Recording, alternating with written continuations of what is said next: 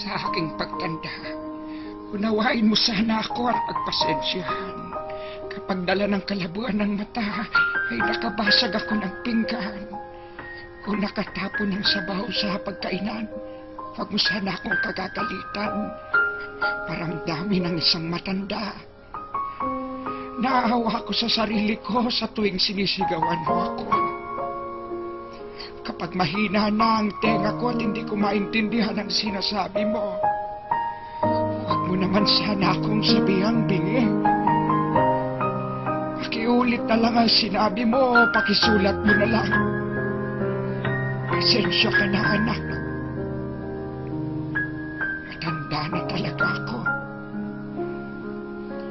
Kapag mahina na ang tuhod ko, pagtiyagaan mo sana akong tulungang tumayo. Katulad ng pag-alalay ko sa iyo noong nag-aaral ka pa lamang lumakad. Pagpasensyahan mo na sana ako. Kung ako man ay nagiging makulit at paulit-ulit na parang sirang plaka, basta pakinggan mo na lang ako. Huwag mo sana akong pagtatawanan o pagsasawaang pakinggan. Natatandaan mo pa ba, anak, nung bata ka pa?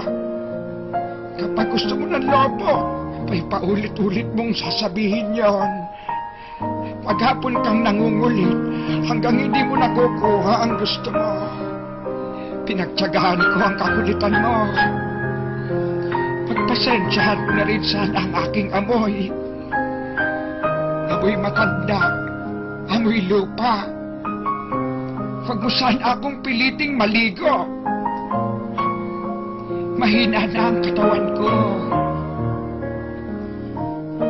Madaling magkasakit kapag nalamigan.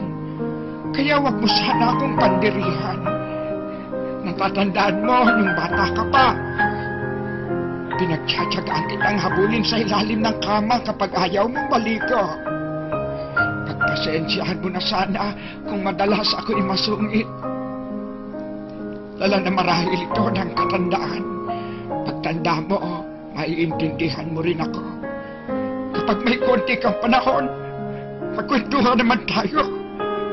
Kahit sandali lang, hinip na ako sa bahay. Paghapong nag-iisa, walang kausap. Alam ko, busy ka sa trabaho. Subalit nais kong malaman mo na sabik na sabik ako. Makakwentuhan ka kahit alam kong hindi ka interesado sa mga kwento ko. Natatandaan mo, anak, nung bata ka pa. Pinagtyagaan kong pakinggan at intindihin ang pautal-utal mong kwento tungkol sa iyong teddy bear. At kapag dumating ang sandali na ako'y magkakasakit at maratay sa banig ng karamdaman, huwag mo sana akong pagsawaang alagaan. Pagpasensyahan mo na kung ako man ay maihi o matubi sa higaan. Pagtiyagaan mo sana akong alagaan sa mga huling sandali ng aking buhay. Total, di naman ako magtatagal. Kapag dumating ang sandali ng aking pagpanaw, hawakan mo sana ang aking kamay. At bigyan mo ako ng lakas sa loob na harapin ang kamatayan. At huwag ka mag-alala. Kapag harap ko na ang Diyos na lumikha, ibubulong ko sa Kanya na pagpalain ka sana. Dahil naging mapagmahal ka sa iyong ama't ina.